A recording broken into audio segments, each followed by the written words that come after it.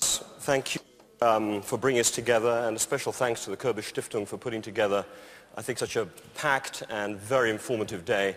And I know the lunches just added to that prospect as it went along. We have an hour and 20 minutes, although an hour and 5 minutes with the Minister of Defense, to talk about the big topic, at least for the end of the day, prospects for the transatlantic relationship. This is a perennial question.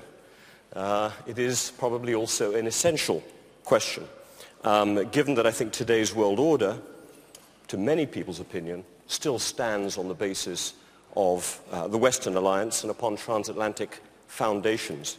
And I remember in Washington after 2005, the transatlantic relationship was described as something that had to be reinvented around global challenges. We had to think about what we might do together for challenges that happen externally.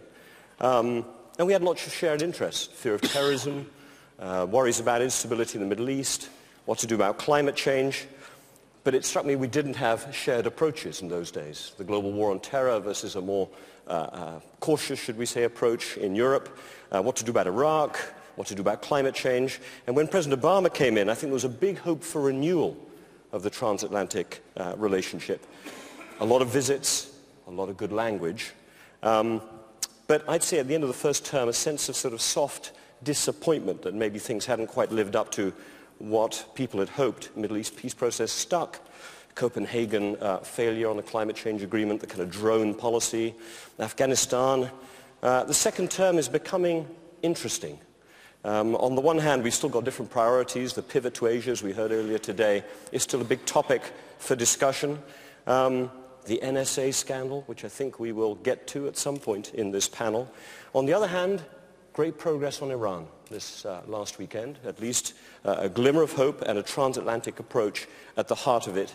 And that wonderful acronym, which I'll throw in now, TTIP, the Transatlantic Trade and Investment Partnership, which is also filling people, I think, with an element of optimism, though there's still a very long way to go.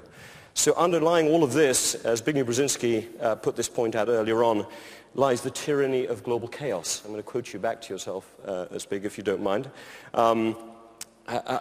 You said there's a real risk, not yet dominant, not yet fully visible, but increasingly looming on the horizon, that the 21st century could turn out to be more turbulent than the 20th. These were some comments you made earlier this year. To answer this question, the Körber-Stiftung, I think, has put together a fantastic panel, already introduced by Klaus. I'm going to jump straight in to Mr. Maizière, Minister. If I could come to you first. In this turbulent world, let's talk about one of the founding pillars of the transatlantic relationship, which has been NATO. Hasn't really been mentioned much today. I missed part of the very first panel, but I don't think I've heard it mentioned at all.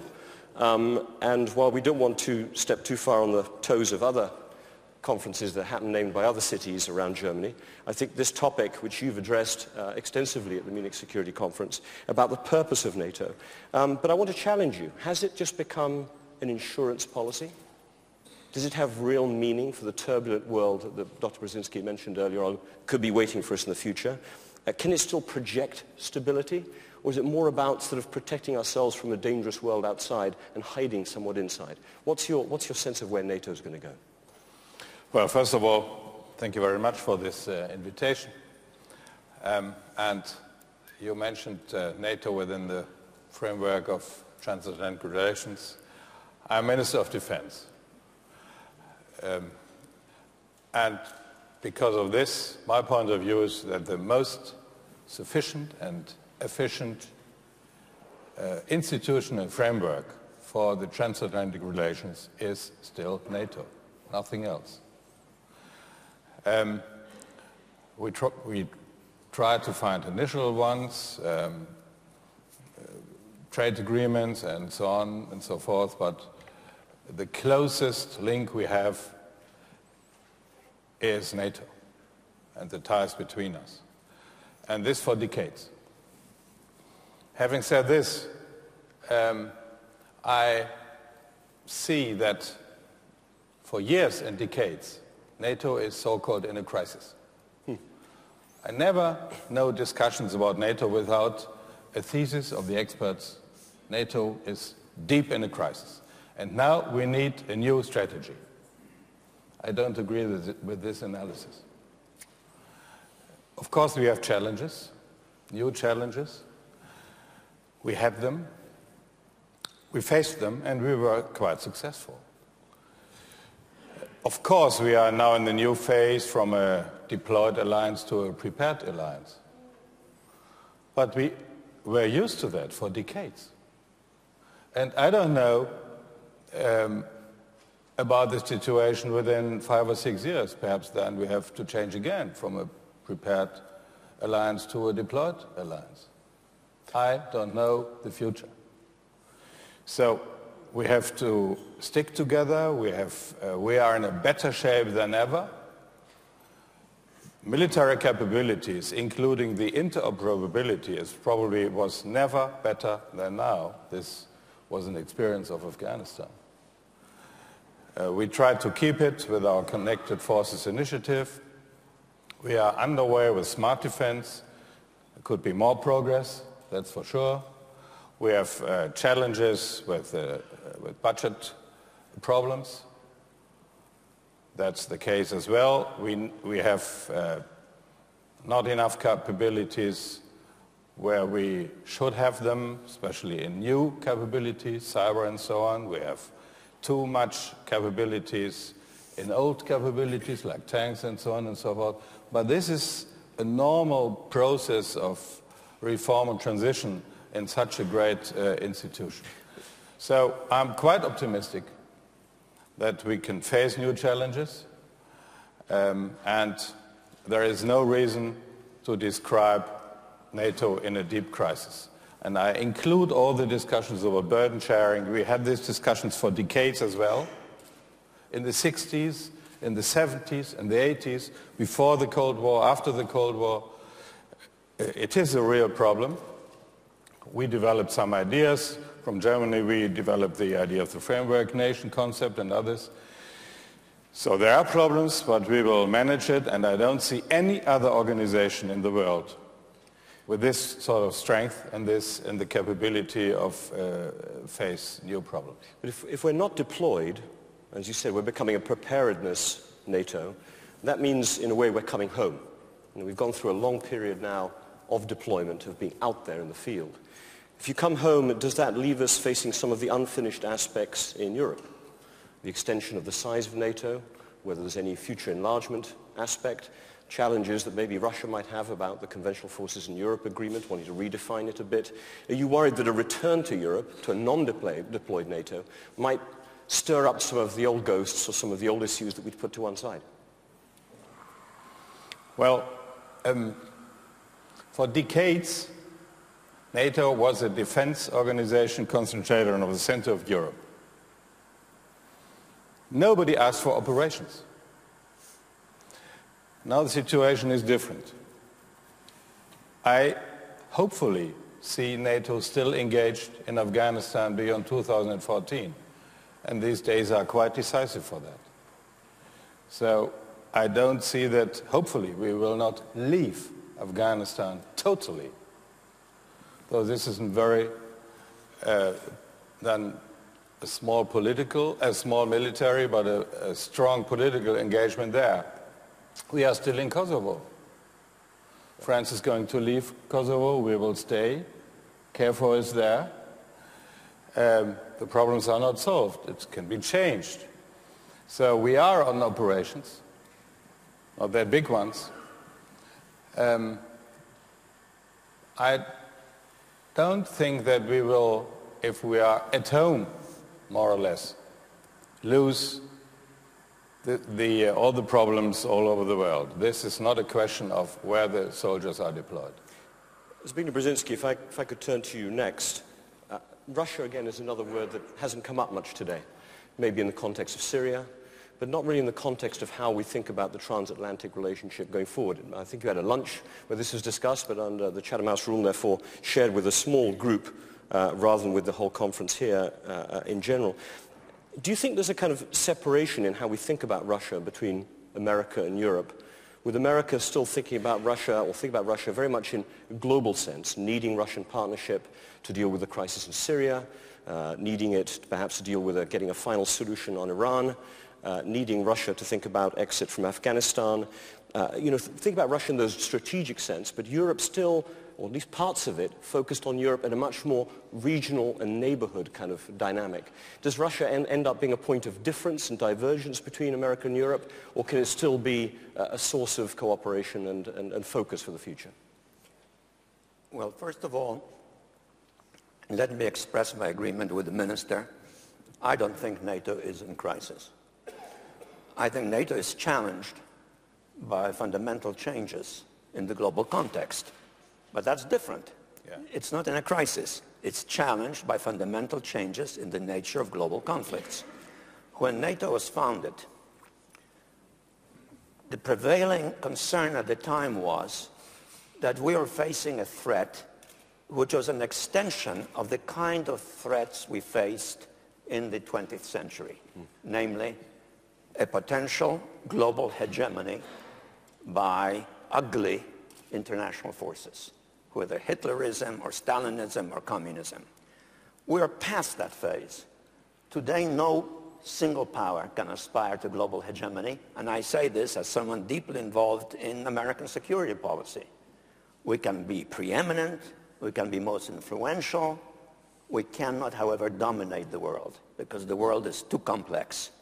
So we're dealing with possibility of some challenges here and there to which we have to be able to respond flexibly.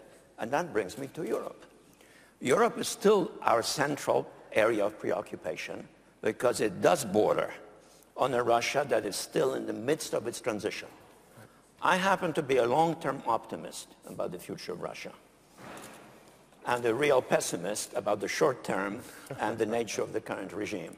But the current regime will not endure forever. And there are forces growing up within Russia that preview fundamental changes in the nature of Russian politics, Russian society. And there are forces next to Russia, east of Russia, that have a magnetic attraction for others near Russia, with the cumulative effect being that Russia is driven towards Europe if it wishes to survive as a very major power. So my prognosis historically is also optimistic. But on the way to that good outcome, there could be difficulties. For example, if Ukraine is now drawn into Russia, into Russian orbit, and is forced by political economic pressure to succumb, Mr. Minister, think of the next Zapad exercises.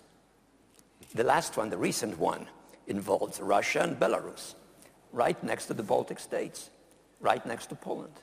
The one previous to that, 3 years ago, also Russia and Belarus, and it culminated with a simulated nuclear attack on a Central European capital, which, according to the maneuvers, incinerated the city. Now suppose Ukraine is now part of the next Zapad exercise. What kind of NATO exercise would we like to see? We have just finished. What was it called? Jazz? 2013, yeah. It was a very strange NATO exercise. It was a NATO exercise in which the largest military participant was France. It was a NATO exercise in which the American role involved, I think, and don't hold me exactly to the number, 160 soldiers. German participation, I believe, was 84. Poland had 1,000.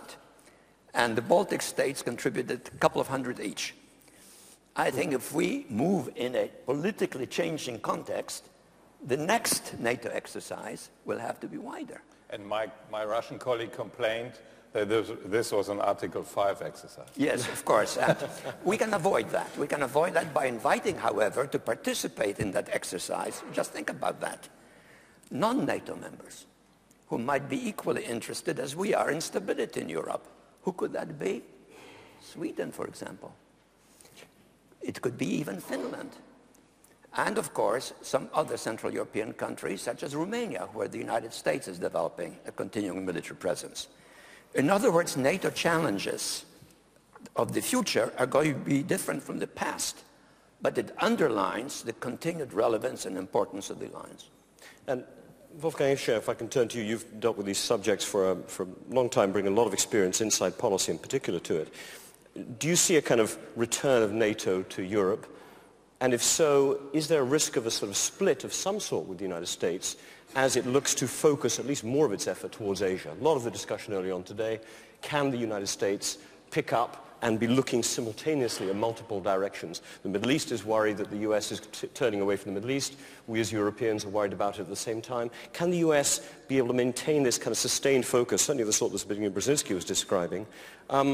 Is there a natural divergence happening with us taking more care of our neighborhood, the United States looking further aside and further internationally? What's your sense of the division of responsibilities?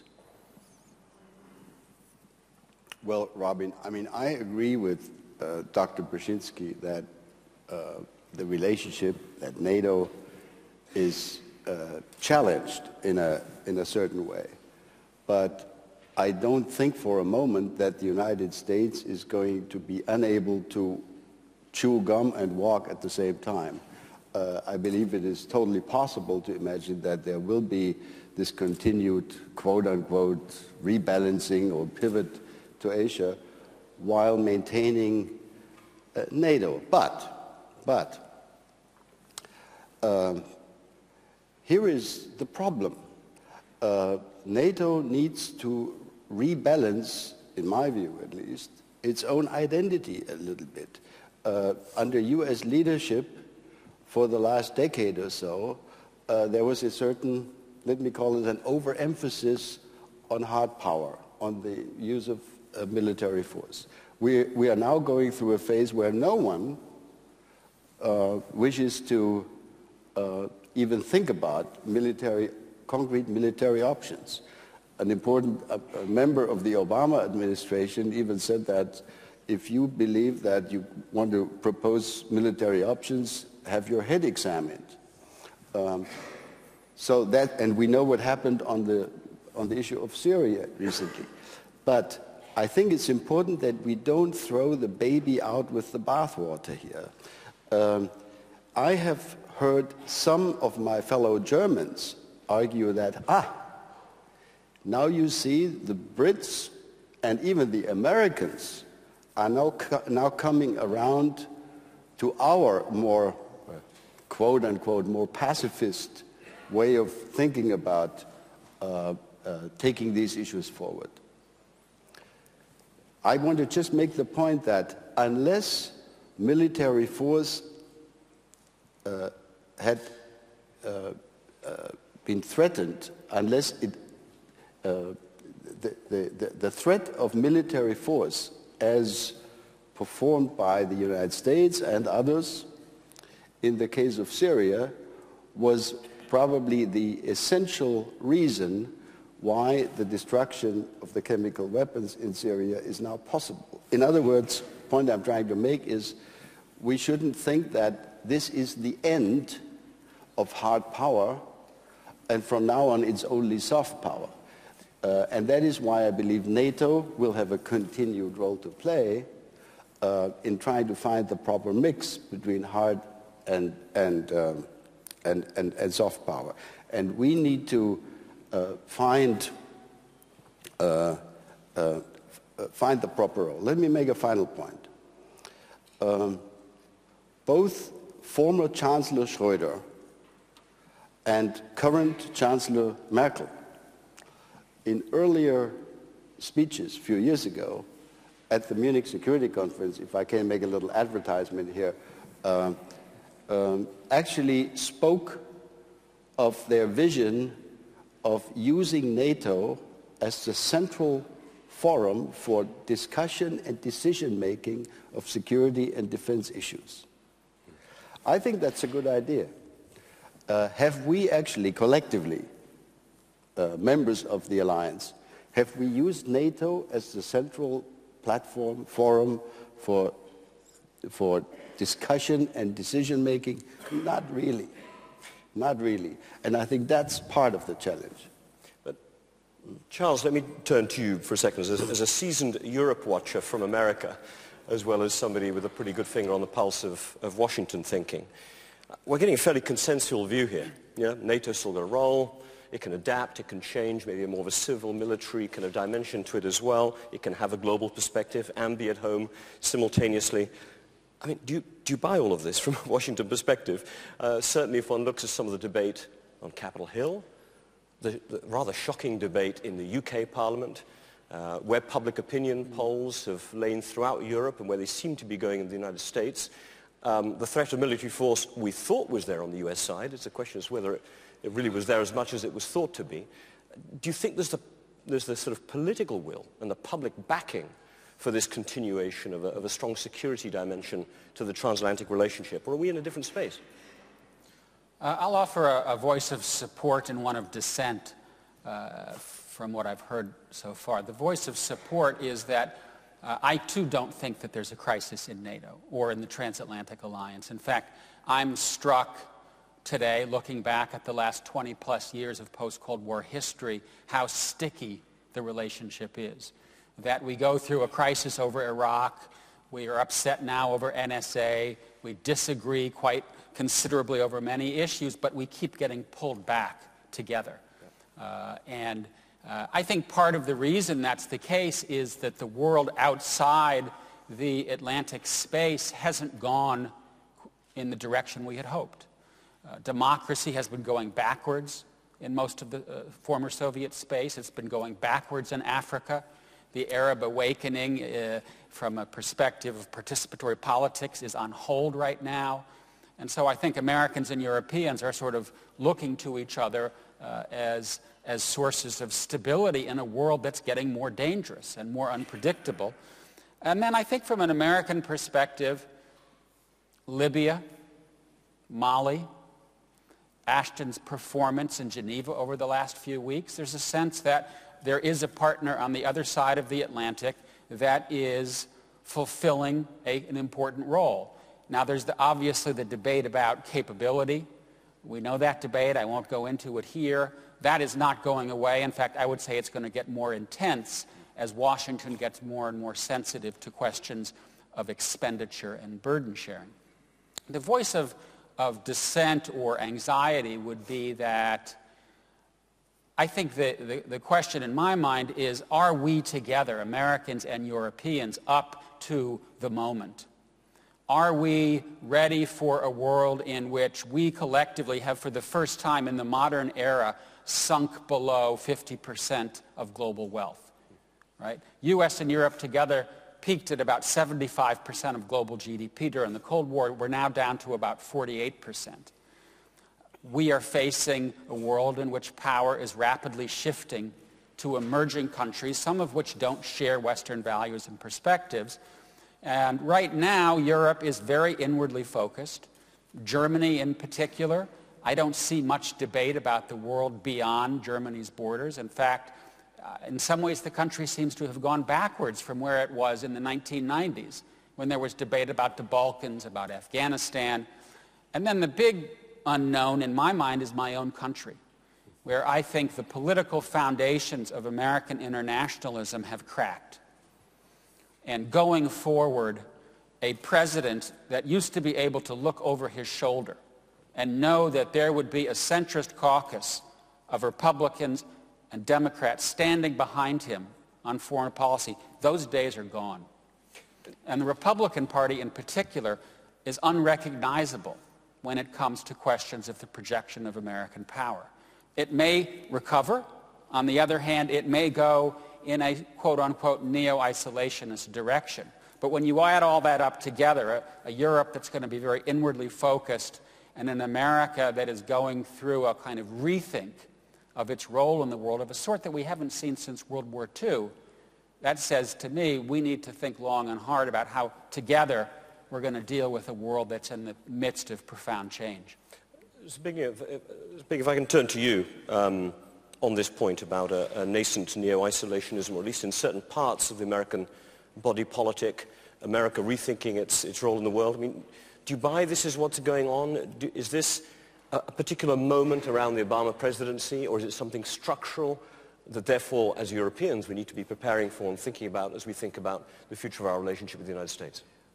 Well, I have a slightly different perspective on that than you do, but it's actually fundamentally pointed in the same direction. I think the problem in terms of American public attitude to foreign policy is that the problems that America confronts today in the world, or that the world more generally confronts, have become much more complicated than in the earlier phases. In the early phase, it was easier to say, Hitler threatens the world. And the American public understood that. And then you could say Stalin or Khrushchev, who said to us, we'll bury you, threatens the world. Today, it's much more complicated to deal with the world. And the American public, I'm ashamed to say, is stunningly superficial in its understanding of the world. Most Americans don't know global history. Most Americans don't know geography. So they get their news from short, abbreviated capsules on television and from 3 or 4 newspapers that actually write about the world and which most Americans do not read. In that context, it's very difficult to sustain a complicated international foreign policy. Right. And I think we're moving to a world in which, I said earlier, there's turmoil. We're still preeminent, we're central, but we're not dominant. And that turmoil pertains to a part of the world which you can almost geographically define in a common fashion. Most of the violence that's escalating in the world is in the post-colonial, post-imperialist world. And for that, we have some of our European friends to thank. They were there, and they left a legacy which, as these countries become politically awakened, politically stimulated, driven by passions, real or imagined historical memories, the resentment against the outside world or against each other becomes more intense. So look at the map. You draw it from Mali or Niger, across upper Middle East, parts of Africa, to the Southwest Asian, now to the Central Asian region. That is the area which is explosive. The Far East, Japan, China, and around it is relatively stable, though it might have some parallels with 20th century Europe. Europe is post those explosions and is tired, doesn't want war, but understands these issues. And we are on the outside, influential, but ignorant. Europe understands but can't fix it. The US doesn't understand as well. The public. And doesn't want to. The public. Yeah. Not you, of course, or Charles. Well, Minister, what would you say on this? It's always a pleasure listening to you. I would never describe America like you did it. That could be dangerous. Yeah. This sounds like a dangerous area of consensus here. But I would like to add an additional remark, and it's perhaps between the two remarks. And it has to do with the mixture of soft power and hard power. Where is one source of this reluctance to the use of military power? It's the disappointment of the effect. Of course, sometimes, and Syria at least, I don't know if it was too wise to describe a red line in advance, but in the end, something like deterrence was effectful.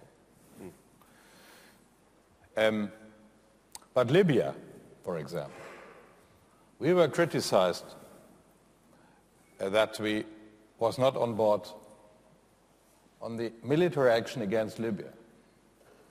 The result now is a disaster. Why? It was only the use of military power and no concept to do anything after this sort of intervention. So, but if we plan to do the intervention, would you be in favor of, if we plan for after it, would you be in favor of the military? Well, no, I want, this is history. Sorry, you raised history, not me. Yeah. I come to the point in the following way. What you always need, and we paid a high price for that in Afghanistan as well, is that you not only use soft power or hard power military, but you need the right mixture, and you need both at the same time. And so then you perhaps can avoid problems. So if you think we will solve the problems when we send soldiers, this will never be the solution. If you say, well, we will solve the problem if we send diplomats, sometimes it's not the solution as well. So you need both. And the disappointment in Great Britain and in America and elsewhere is that the use of military power without a concept, a political concept, during and after the military options was not effective. That was one source of the illusions and the disappointments on both sides of the Atlantic. And that is continued. Yeah, please. Am I wrong? No, you're not. But my question is, why didn't you propose both a military and a political engagement? In Libya? Yeah. Well, I will write that in my memoirs 10 years from now. Yeah. Sounds like maybe he did. So, Wolfgang, if I can bring it back to you again, a sense. Part of the answer, we said earlier on, this is a dangerous world outside, it still unites us. My sense is that for most Europeans, the way of dealing with the dangerous world outside is the EU. It may be national governments, but ultimately national governments organizing themselves around the European Union. The US, in a way, maybe is turning around to itself, thinking about how the US can handle this dangerous world. Do you see the EU becoming a more, we're going to have the EU be a more active partner in global security, a more active player? We've got the CSTP summit coming up next month. Do you see any hope that the Europeans can have a global perspective if it wears an EU badge somehow, and we can do this bridge to sort of take away the dirty word of militarism and military intervention? Well, I mean, I certainly hope the EU will be able to meet this ambition. Will it? That's doubtful.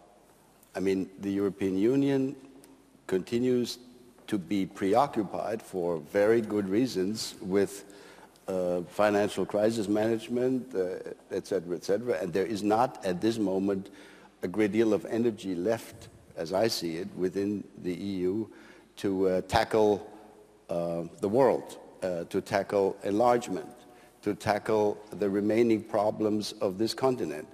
But I hope, I certainly hope that through efforts that are underway both in NATO, smart defense, and in the EU, pooling and sharing, we will be able to impress, to present to our American allies a slightly more capable EU, both in terms of political decision-making, speaking with one voice, but also in terms of hardware capabilities when military options need to be at least discussed and raised. But let me make, if I may, just one point to your earlier question. What is it that we should do now as we bring the boys home, more or less? But, of course, as Minister de Maizière has pointed out, not all the boys are coming home. There's a lot of deployment, by the way, also under the EU flag, and, of course, under NATO flag still going on. But I think the one big challenge and historic mission for NATO that is not yet fulfilled is to create a continent whole, free, and united, as American presidents put it. We need to get Russia right. Brzezinski spoke about it.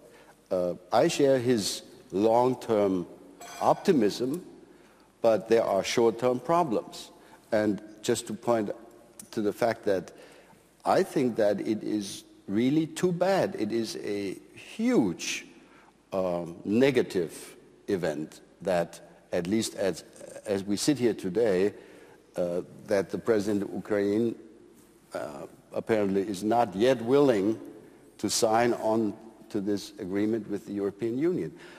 I think that would be a major step in the direction of getting Eastern Europe and eventually Russia right. So I think that making efforts to bring Russia in, to engage Russia, including in the Middle East.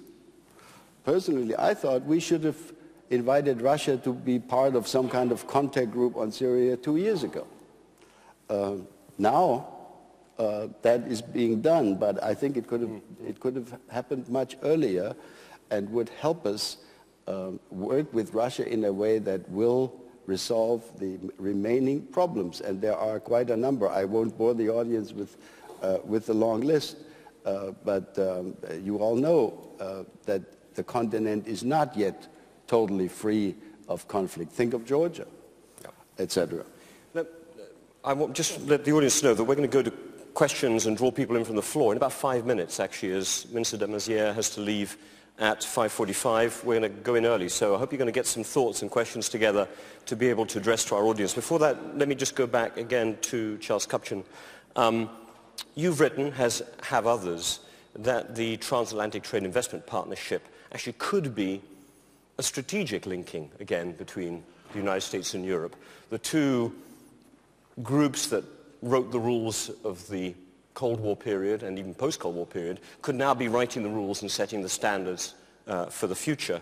And certainly that would be a place where the EU can play a strong role, and obviously the US would play as its counterpart.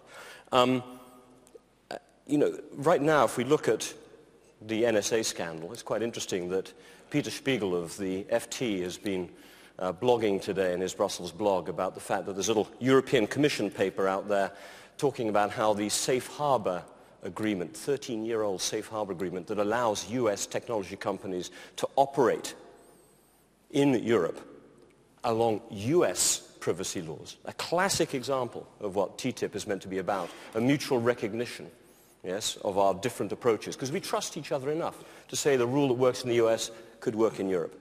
This apparently is being at least called into question. It's one of those blogs with lots of things in brackets and so on. But clearly this is an issue that has really hit a chord. So the very moment when we're pushing this new rule-writing moment, we're potentially finding that actually we're falling apart on the rules. So how optimistic can you be at this moment? I'm sure we'll get back to it again in a minute. And this was a Twitter question as well, so I'm getting in early. How worried are you that actually, just as we go into TTIP, this rule-writing moment, we may actually be losing the trust to strike such a difficult deal? I'm reasonably optimistic about TTIP from the perspective of getting to a successful, quote-unquote, conclusion, in part because I think that there is strong desire on both sides of the Atlantic. And that creates enough political momentum that when you run up against some very serious barriers, both sides may be willing to sidestep them and get an agreement, even if it's not an optimal agreement. I'm also someone who believes that it would be quite a good thing for the Atlantic community, although I think for different reasons than most. Most people would say, well, this is the new binding glue. And I actually think we should be careful not to assume that increased commerce and investment is the stuff of geopolitical alliance. It is not, and we should recognize that. But where I think it can help is in addressing what I consider to be the sources of the political indigestion on both sides of the Atlantic, which is the stagnating economic status of our middle classes. Right? That is why I think the number one reason the United States today is politically dysfunctional. I think it's one of the main reasons that you're seeing populism and renationalization in the European Union. If you ask the question, where are we going to get growth? How are we going to create jobs for people who live in Germany and in the United States? One answer is, and a main answer is, through trade, because of fiscal constraints and structural constraints on both sides that make stimulus otherwise hard to come by. So I think it's an important step in consolidating our relationship, but I would be very leery, as I heard a former Assistant Secretary of State say a few weeks ago, TTIP is the new NATO. It is not. Okay. And we will see quite some conflicts there. So you'll see quite some what? Conflicts. Yeah, well, I was raising the NSA one. Maybe you want to raise some others. What is the reason that Obama is in favor for this agreement? To sell more products, American products in Europe. But we see it just the other way around. This is competition. That's good. Yeah, it's good. But this will not be a win-win situation for all of us. But Germany's been particularly successful exporting globally. Now we'll get some very cheap energy-produced US products heading over in Germany's direction. Why not? But we will have tough discussions on standardization, on chickens, and we will have those discussions, and we will solve that. But this will be not easy. That's for sure. Well, this is one I think where we'll find out whether President Obama is whether he has the political capital to be able to drive this one through. Let me open up and take a couple of questions here from the audience.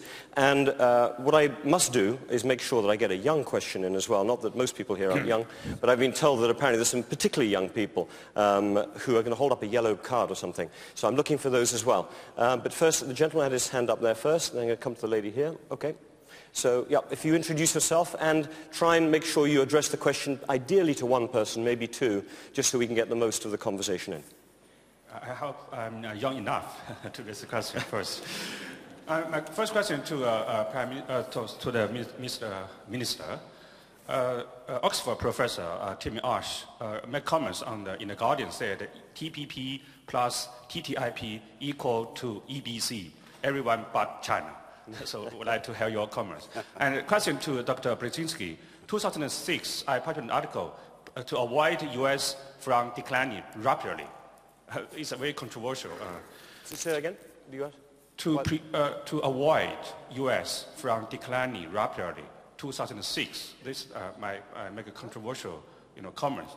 Today, China faces that problem. You said the inward European Union, inward-looking U.S. So lack of the leadership of the West. So what kind of role you expect China to do? If China play a more active role, you say assertive China. If China low profile, you say it's irresponsible. So what kind of role you expect China can do, especially what kind of working model with the United States besides G2? Thank you. Right, I'm just going to take a couple of other questions here. Please, the lady waiting here.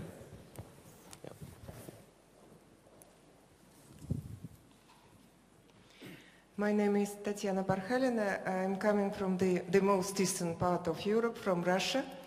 And of course you understand that this topic, transatlantic relations, NATO, were always very sensitive for many people in my country, for elites and for the population. But now the situation changed. NATO doesn't exist in Russian political discourse anymore. It is replaced by, since December 2011, it is replaced by opposition and protest movement. But I wanted to say here that if we don't reduce the meaning of transatlantic relations only to military political aspects, to NATO, we should confess that the future belongs to the economic dimension of transatlantic. And I'm happy that in the final stage of this panel, Professor Kupchan mentioned the transatlantic free trade zone. So my question is addressed to you, Professor. What are the future of this, let's say, project? What is the future of this project? How it will correlate with the Trans-Pacific Free Trade Zone? What is the correlation between these two projects? Good, we've got and my second, I'm so sorry, sorry. my second question is addressed to Professor Brzezinski. It has to be very quick then. It has to be a very quick one. Professor, I would like to share your optimism vis-à-vis my country, Russia. I would like, but Russia resists to the engagement. On what basis, on which factors you try to make your prognosis?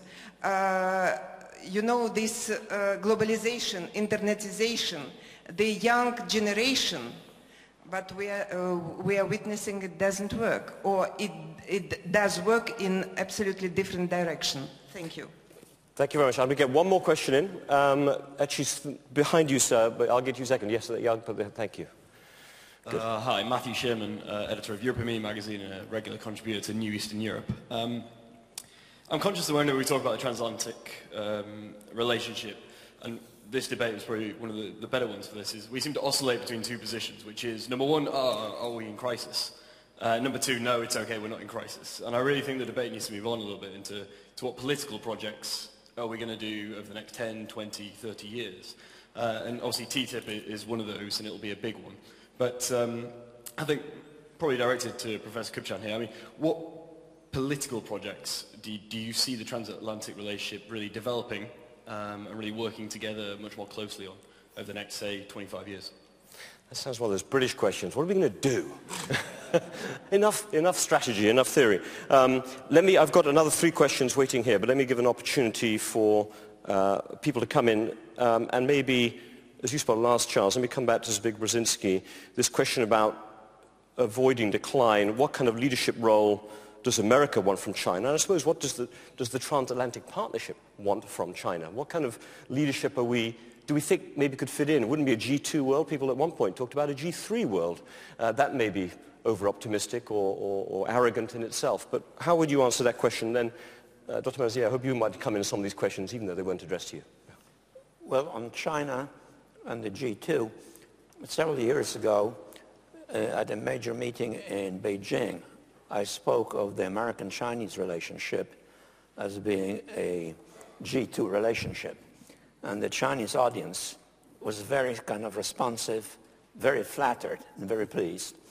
And within a few months, there was a series of articles in the official press rejecting completely the idea of the G2. And it became quite clear to me that what I was saying was troubling to the Chinese because it implied a cooperative undertaking with America in dealing with the problems of the world, whereas they would like to retain for themselves the autonomy for the special role of China, consistent with Chinese historical traditions. Right. A country of influence to which others accommodate, and the circle of those who accommodates can expand over time with success, but it's not an overt assertion of a dominant position. And I think this is the way the Chinese play it. I think right now we are seeing a gradual expansion of Chinese sense of responsibility for the world. Look at the discussions on global climate change. They're moving in the right direction, slowly, but they're moving. Look at the events surrounding Syria. The events surrounding the agreement with the Iranians. Yep. The Chinese were there for the first time at the highest level, foreign minister. I think China is moving in the direction of a shared responsibility, but with the realization that it doesn't want to be some sort of a partner tied to America and to America's views. And I think from the American point of view, that's perfectly okay. It's all right. It's the kind of relationship we can have with China, while in the meantime we consolidate a much deeper and more comprehensive relationship with Europe, because that in the turbulent world can be increasingly the source of more significant stability. One of the issues, let me just stay on this issue before we come round to TTIP and some of the other questions that were raised. But Dr. Maizière, one of the questions, or one of the issues that came up at the lunch I attended from one of the participants there was that the Chinese just don't take Europe seriously. Because however much they may trade with us and have a very important economic relationship, ultimately they measure things by power. And so as we talk about this kind of triangular relationship, does Europe just have to choose not to get involved in that kind of debate in the Asia space, in the Asia-Pacific space? Or can we be smart about playing a bit of a security dynamic there that at least would get China engaged? Are we just going to be commercial in Asia and let America be strategic there? Is it a choice or a false choice? Difficult question. I don't know if I have the right answer. I see America looking for real steps on its pivot to Asia. What does that mean? Does that mean 1,000 soldiers in Australia? Is this a result or not? What is America now going to do with the Chinese-Japan conflict? I don't see a European or NATO role there on security issues. Of course, trade helps. Political contacts are helping. The influence of China in the world will be reduced, and in Asia as well, in the moment if a lot of countries are fearing the role of China. Yeah. And we can perhaps explain that. But I don't see an active role of us there. May I answer the question on political projects, on transatlantic relations? Besides smart defense and so on, and besides the trade agreement. I think on both sides, if we really would decline in details what comprehensive approach means for all of us, this would be very, very good. You can, in this world, you can easier send 2 battalions to a place in the world than 20 judges or 200 policemen. Why is that the case? And I'm complaining that as Minister of Defense. We should have more of police influence in Kosovo, including courts and judges, than military influence. The real problem now is there has a lot to do with the criminal sources. So what does that mean for us? Could be, we have quite a good, or we are starting a division of labor between NATO and the EU there in Mali and elsewhere in Somalia, first steps. But elsewhere in the world, is there a role for NATO? Is a transatlantic sort of division on labor for that? So this could be a political project. Then missile defense, right, of course, is as well a political project. Yeah. The approach towards Iran,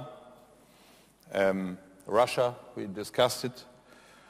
And then still important, it was important and is important, the exchange of elites, of persons who know each other. Students and young people, not only of students of all, on all levels, soldiers, professors, artists. I think this is really a political transatlantic project. And then to keep online, this is not bad in these days. Wolfgang, I know you wanted to come in, but in whatever you say quickly now, could you also just touch on the issue playing off the role of China in the world? One of the places where perhaps people were expecting China to play more role is in the Middle East and in the Gulf. It will become the largest, and I think it already is actually the largest oil importer from the Gulf. That dependency will increase, and yet it's a country that wants to keep well out of the political dynamics and the strategic dynamics there. Could you just touch on your views of whether Europe's going to get sucked a bit more into Gulf security? If there is some type of longer-term agreement with Iran, are we going to be there showing solidarity with allied nations in the Gulf region? Is that another space where Europe has to think about a role as we go forward?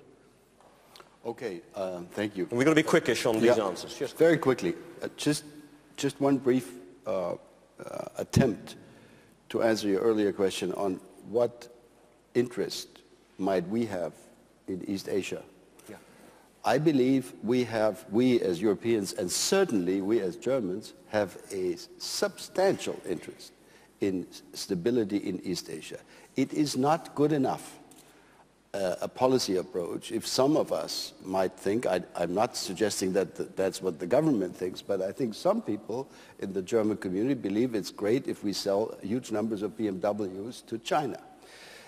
That's good, but that also means that we are beginning to become more and more dependent on stability and prosperity in East Asia, because if that's our principal market, we must have an interest in avoiding and hopefully preventing any conflict from escalating in the region.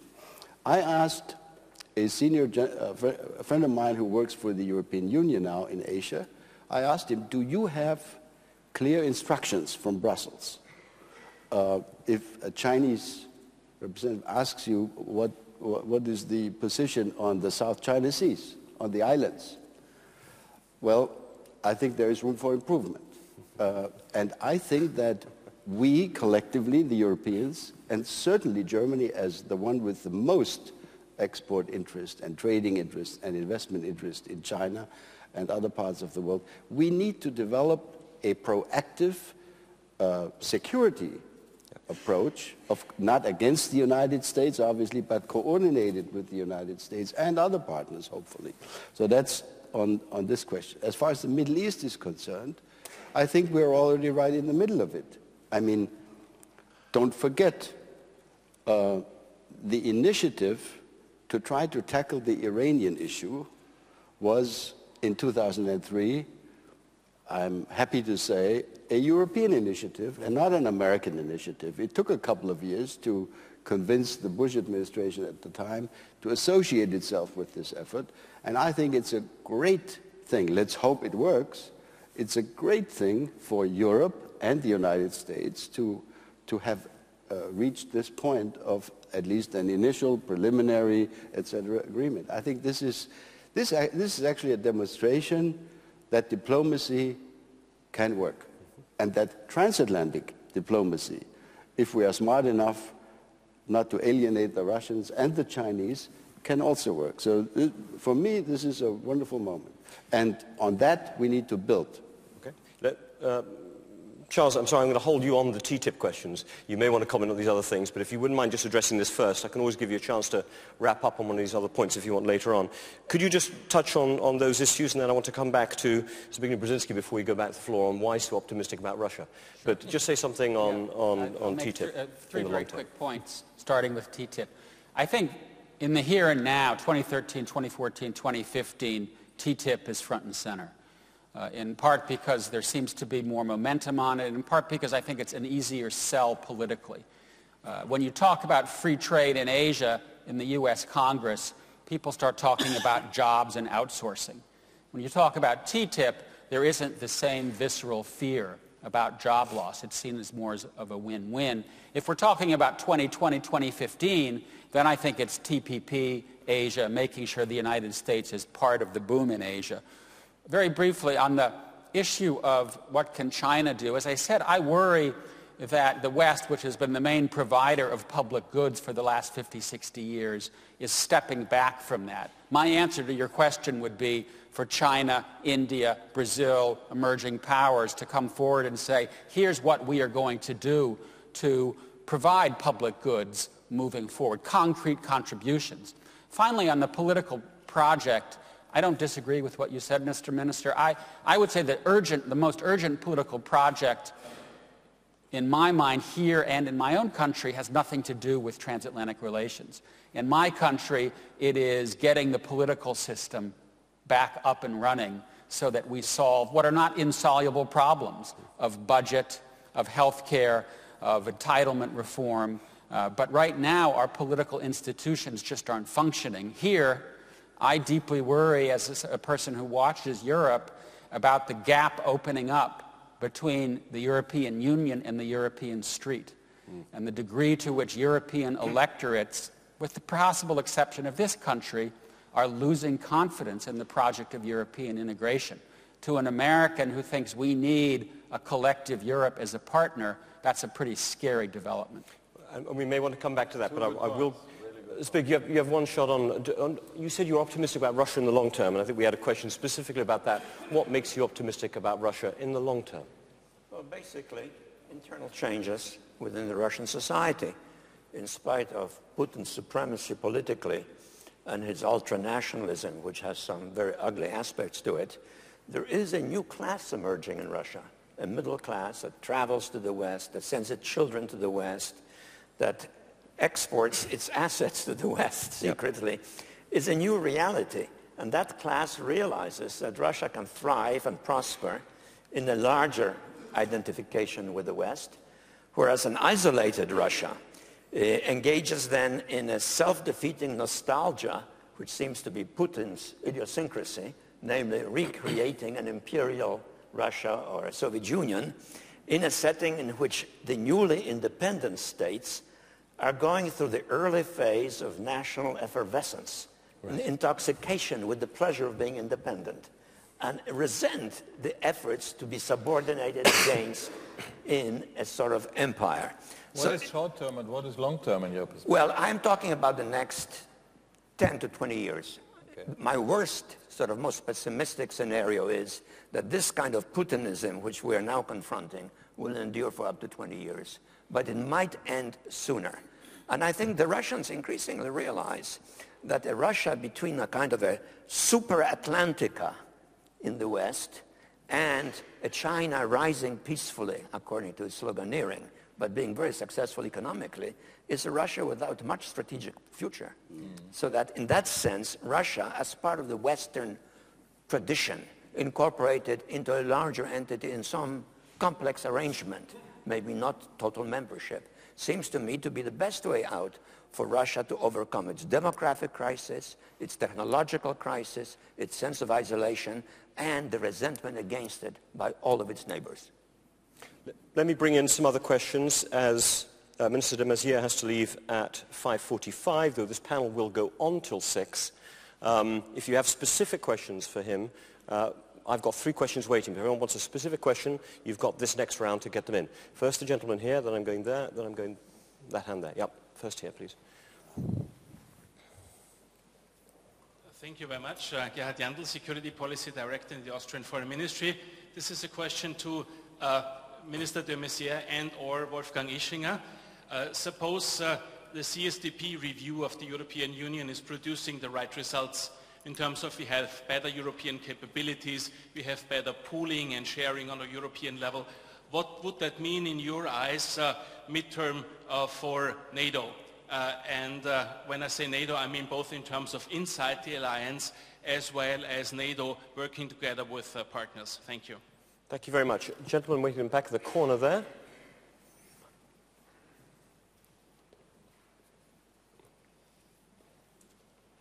And I'm coming to the gentleman here off that.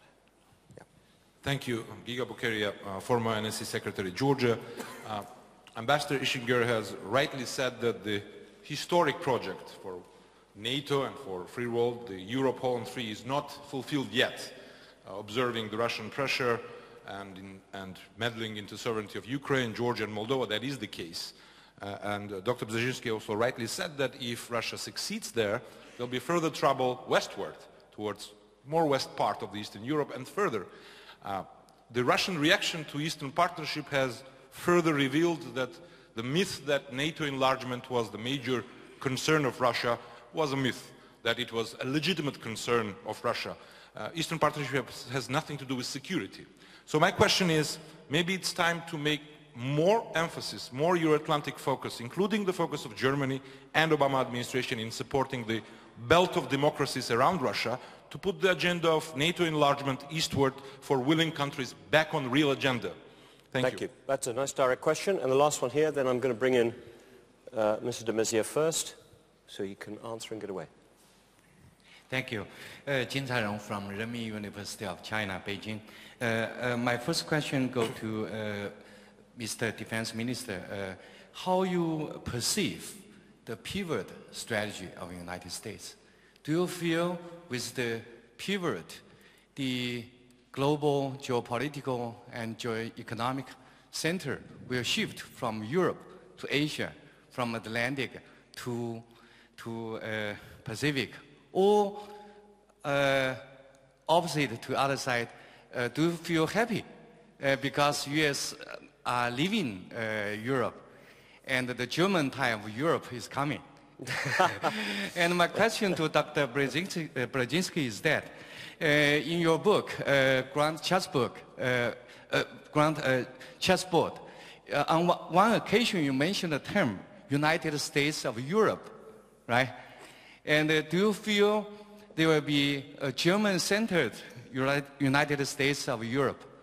Will United States accept that? Thank you. Right. That's a good set of questions, but you have some direct ones to you, Minister.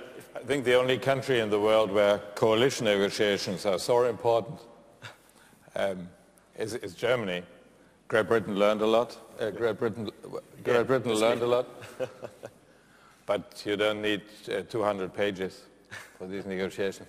So I need your understanding that I have to leave. Now, very short answers to your 3 questions. One, EU and NATO. I think the better the European countries work together on security issues, the better for NATO. There is no fear for duplication or so on. We don't have the money. We have only what we call a single set of forces.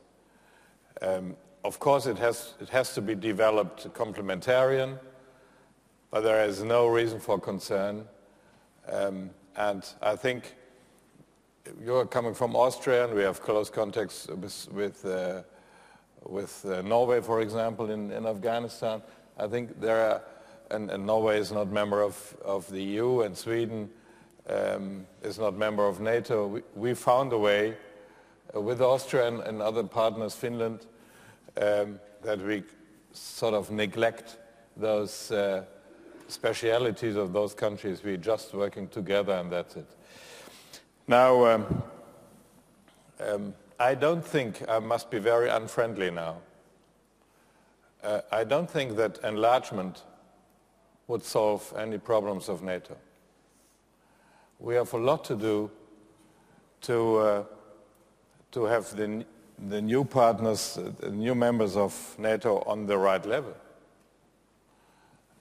It's not to be a guest within NATO as a member.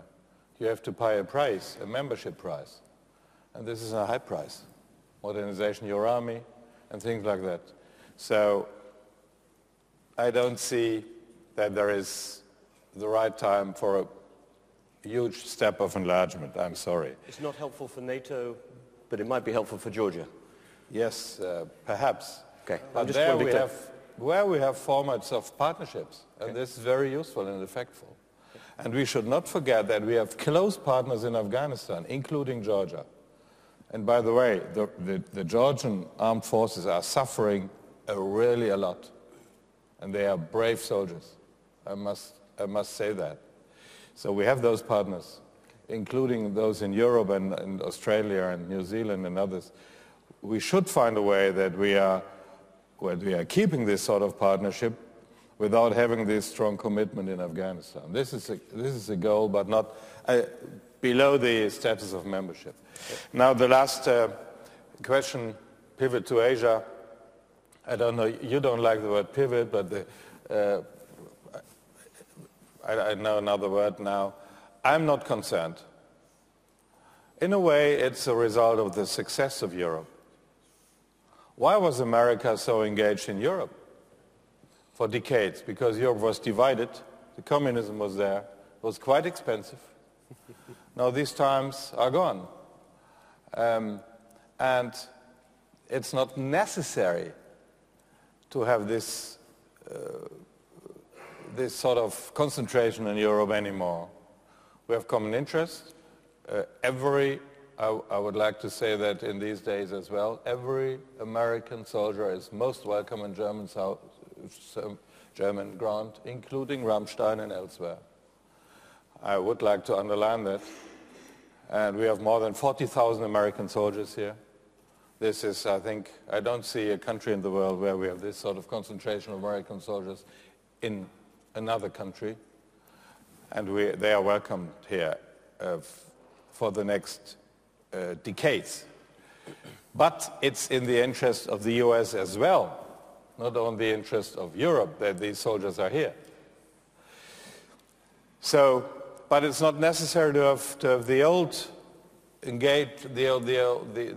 the old commitment of America in Europe, because we have a united and a strong Europe.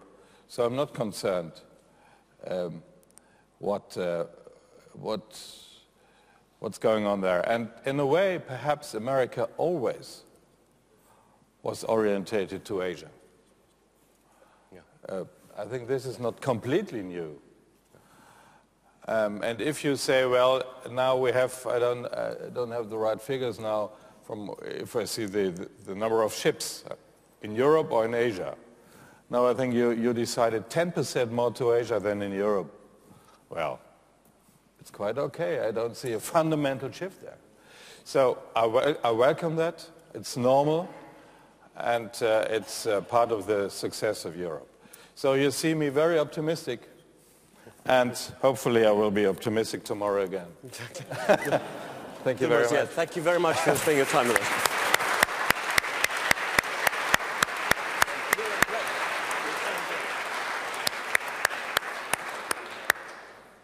Thank you. Let me move straight on. Zbig, you had one question posed directly to you. I'm sure you may want to comment on the pivot one, but the United States of Europe was posed directly to you, whether you still have that confidence. Did you want to address something as well on that question? I don't think I was saying there would be United States of Europe as such. But I was going to make a point to the minister about American presence in Germany and how it might endure for some decades, which I fully endorse and welcome, and I hope that's the case. I want to draw a contrast between that and Afghanistan. to which he made some reference, and the desirability of staying in Afghanistan militarily for some years to come. I have to say, speaking privately and just for myself, I have some real reservations about that, because the residual forces that will be left in Afghanistan after the conclusion of quote-unquote peace will be inadequate to prevent a military defeat if there was a comprehensive rising. Yep. And I'm not sure that's the best outcome. I think we should remain committed to political, financial, economic assistance to the government, legitimate government of Afghanistan, but not to a renewal of the fight with residual forces, which we would then either have to evacuate pell-mell or pell-mell reinforce. On the pivot, my concern with the pivot is its overly militaristic symbolism. It would have been enough if the president had said in his speech that we have been in the Far East since 1905. Just think of that date and why. We have been there, and we are there, and we're going to be there. Talking about pivoting implied a military shift, and it was quite natural for the Chinese to conclude that it is meant against them. And this is what exactly immediately the Vietnamese, the Filipinos, and I suspect to some extent the Japanese concluded is the intent. And that's not being helpful. Yeah. Chad, did you want to come in quickly on the issue of a United States of Europe? It might not have been anyone's phrase, but are you optimistic or worried about the kind of future that's going to happen, the rise of populism? And I'll let Wolfgang coming in on this on any other points in a minute. And you have a question directly to Wolfgang as well about CSTP. But are you worried about this rise of populism as a Europe watcher from the outside? A disintegration potentially of the European Union? I mean, too dramatic or the more optimistic one in which Germany acts as a magnet holding it together despite these centrifugal forces? If the European Union disintegrates, it will be more for immediate financial reasons. But the absence of a European commitment, of European enthusiasm, of European identity in contemporary Europe is, I think, deplorable and dangerous. I would have been much more happy about the state of Europe today if the average Frenchman or the average German or the average Pole felt himself to be a German European or a European German or a European Pole.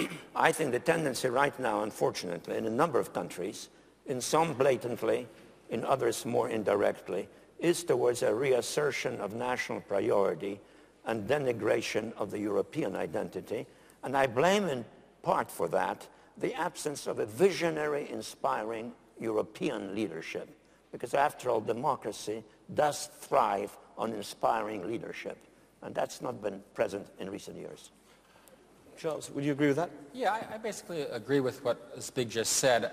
I would add the following piece of analysis, and that is that the good news is that in every EU member state, save one, yours, a center-left or a center-right party is in power, and that party, either with or without a coalition with another party, has remained broadly pro-Europe.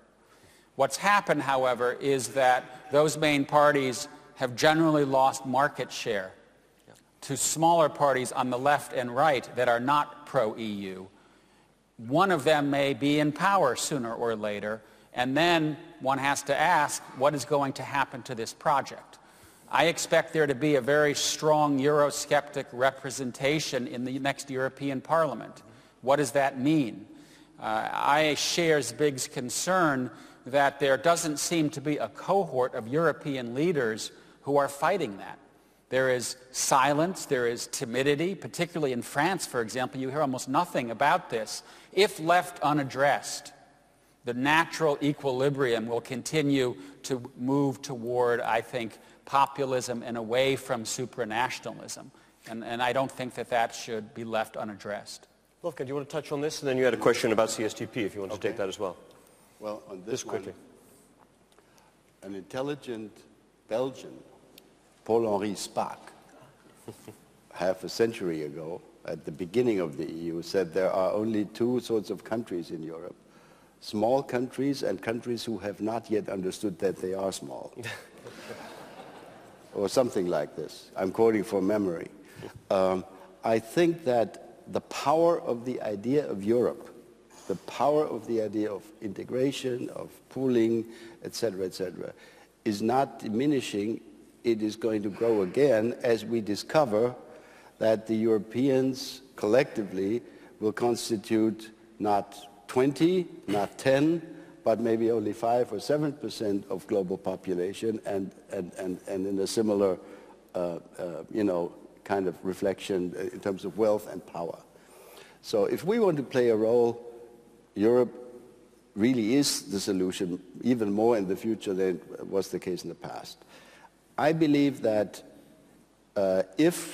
and I believe we will, if we will climb out of this financial crisis, if there is going to be a little more growth again, especially in the southern rim countries of the EU, the disaffected people who vote for right-wing or left-wing parties will go back into the mainstream. In other words, I believe this is, to me, a fleeting phenomenon, part and parcel of this crisis.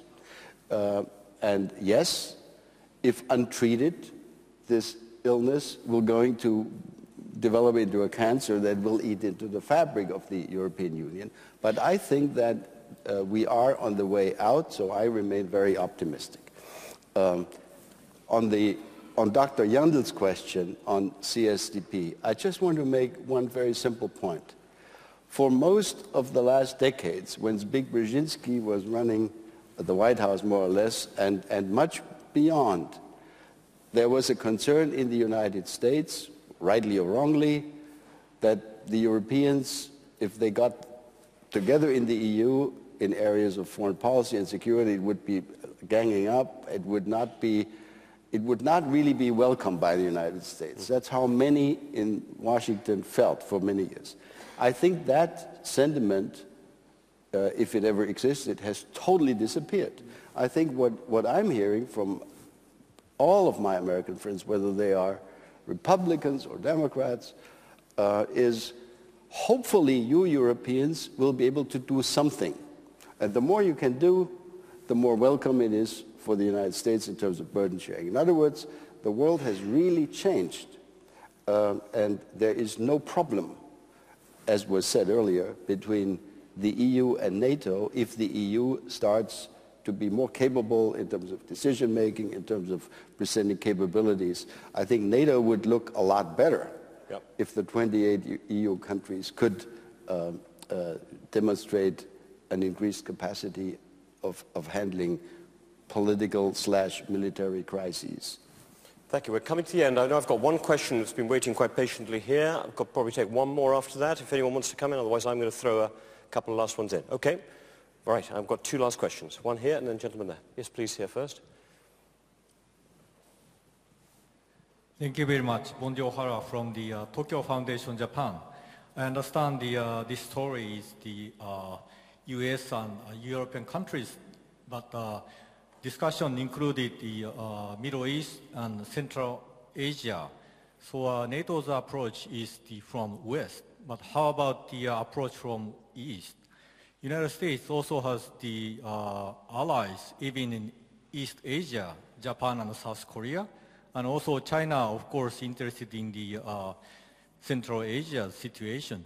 So if you have some idea to integrate the approach from two different directions. Thank you. Okay. And gentleman there, last question. And I'm just going to throw one in. I strongly support Ambassador Ischinger idea. Just introduce yourself, please. If you could introduce yourself. To engage now Russia as much as possible in some common European issues and challenges. I want to remember that some group of intellectuals from Russia, from EU and from United States develop and present to Munich Forum the new initiative of Euro-Atlantic Security Community together with Russia, not against Russia. And I put a very pragmatic question from today. The future Vilnius summit, you know that I represent Ukraine, and you know that Ukraine postponed the signature. And one of the results of such postponing, it's Russia, in brackets, pressure. But I'm sure, and Putin declared that he is ready for trilateral dialogue on this question with the EU. What do you think about it? Yeah. Maybe not to develop a free trade agreement or association agreement is bilateral question, but trilateral dialogue, how you implement these documents in non-confrontation way to Russia. Because practically Russia now block the positive results of Vilnius. Great, thank you. A good direct question to finish up with. Let me run it in reverse order. Charles, start with, do you want to pick up any of these issues or make a final comment, a very quick one? We've got literally 3 or 4 minutes left. On the question of East Asia, I will sort of circle back to where we started, and that is I think that NATO has probably peaked in terms of out-of-area military operations, and therefore we do have to ask, what is NATO going to be doing in other parts of the world? And one answer that I have is to help build more regional capacity in under-institutionalized parts of the world. Because my guess is that in 2020 or 2025, some of the most important institutions will be those that are regionally based. I mean, I think the world is heading toward regional devolution because it will be less centered on the Atlantic area. And that means African Union, Gulf Cooperation Council, your part of the world is under-institutionalized. And I think that NATO can provide assistance, training, advice on how to go about building deeper multilateral security institutions for areas and in some ways replicate how successful it has been in this part of the world. Wolfgang, did you want to take any of those points? I wanted to ask you, though, a closing question because it got asked a couple of times here. And I'm sorry to come back to this. Is the NSA scandal serious for the German-US relationship? This question has been put a few times, and I'd like to have your quick view on that. But if you may want to take up this point as well. Okay. Well, I think this NSA affair has caused substantial damage, and the nature of this damage is different from the classic policy disputes of the past, where once the policy dispute is behind you, you can go back to business as usual. This is a crisis which I take seriously because it affects the essential fabric of our relationship, which is trust, mutual trust. Can this be repaired? Of course it can. Yep. Will this take a little bit of time and effort? Yes. And hopefully, I mean, my impression was that in the initial days when these news broke, there was not, I don't want to be critical of my American friends, but I thought there was not enough awareness and willingness to be aware in Washington of the magnitude of this, how it was playing out in our public, etc. It does affect the way the average pro-American German citizen, you know, who is a decent, freedom and capitalism loving guy, it affects that person. And he is the key supporter of the transatlantic relationship and of U.S.-German bilateral relations. That's why it's important that we recognize there is a problem. We need to tackle it. We need to demonstrate that we can handle this. Do I think we can handle it? Yes. I think our parliaments need to work together on oversight issues. We need to figure out some kind of arrangement to make sure that we can trust each other. I don't think we should try to throw the baby out with the bathwater. There will always be intelligence activities, not only by the United States, but by other countries too, including, by the way, within the EU. So let's not be too hypocritical also. I think some of us have tended to be a bit hypocritical in this affair. But yes, it's substantial and it requires a lot of attention from the doctor as he looks at his patient.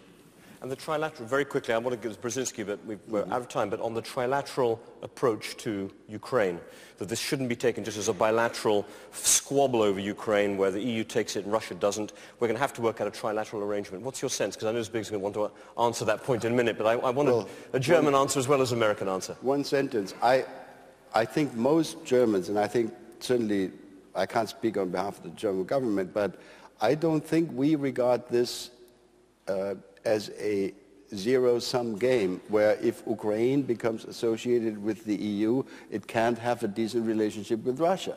I think if a trilateral discussion is meaningful, can be conducted in a meaningful way, why not? It's important for us that Ukraine can choose the way it wishes to pursue. And from our point of view, I mean, my colleagues and I have thought ever since, you know, the Soviet Union started to fall apart, we've always thought that Ukraine is probably the final, you know, stone in the construction to make sure it will be stable. And we have not reached that point, which is why this is very important that we get it right, and hopefully there will be a solution that will allow Ukraine to move to the West without alienating Russia in the way that this has been suggested. Thank you. Zbigniew, you get the last word. You've got a couple of things here. This topic, I don't know, approaching stability in the Asia-Pacific from the East rather than from the West. We keep looking at it from the West. That was the second question to you. You may want to comment on NSA. I'll let you decide on that. Well, if I was the Prime Minister of Ukraine, I would not welcome an American-Russian dialogue on what my country is entitled to do internationally. And I don't think when the Russians signal, if they do, that they want to talk to us about the nature of the West's arrangements with the Ukraine, that they're doing it out of a desire to give Ukraine maximum choice. It is driven by their own interests. In other words, if we're going to treat Ukraine as a sovereign country, we have to treat it as a sovereign country. And I think Russian methods in this particular case, which are methods of intimidation, are not a proper subject of discussion with us. What we have to do, if we're serious about Ukraine exercising freedom of choice, is to give some indications that if the Ukrainians are really serious about being part of the West, which is partially an economic financial issue, partially a human rights issue, including the question of Mrs. Tymoshenko, we are prepared to help them overcome some difficulties, if there are difficulties from some neighbor. So my view on it is idiosyncratic, but it stems from the view that one cannot accept a patron relationship between Ukraine and its neighbor as a basis for negotiations. On the question of, which one do you want me to answer? Sorry? The question about stability, can you construct stability in Asia from the East? I think the situation in Asia is fundamentally different from the situation in the West after World War I and World War II, and particularly after World War II. There was a continuing threat to the stability and independence of the West, and that created an alliance which has remarkably endured and which is based on shared political values also, to a very significant degree.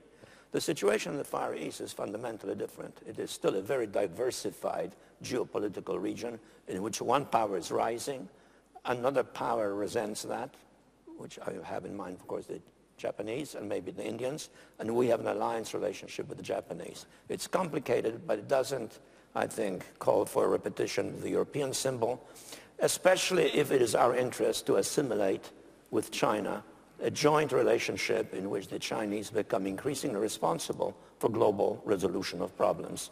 And I think their participation at a very high level in the discussions on Iran is a precedent-breaking development. We have had now the first serious regional accommodation involving America, Europe, Russia, and China. And I think that's all to the good. On the eavesdropping business, well, let me say this. First of all, whatever we did was not based on hostile intentions. It was not an act of political animus. Whatever we did was in overwhelming degree responsible for attempting to penetrate the rising threat of terrorism. And that just is a fact.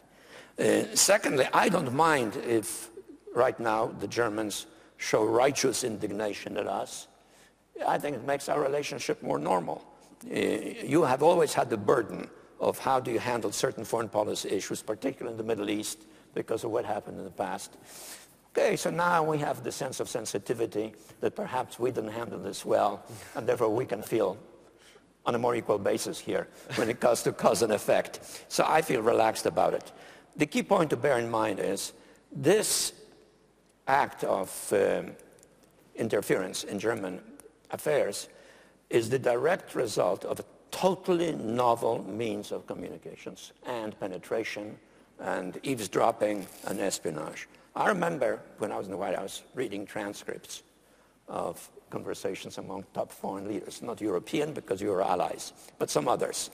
That was a normal procedure.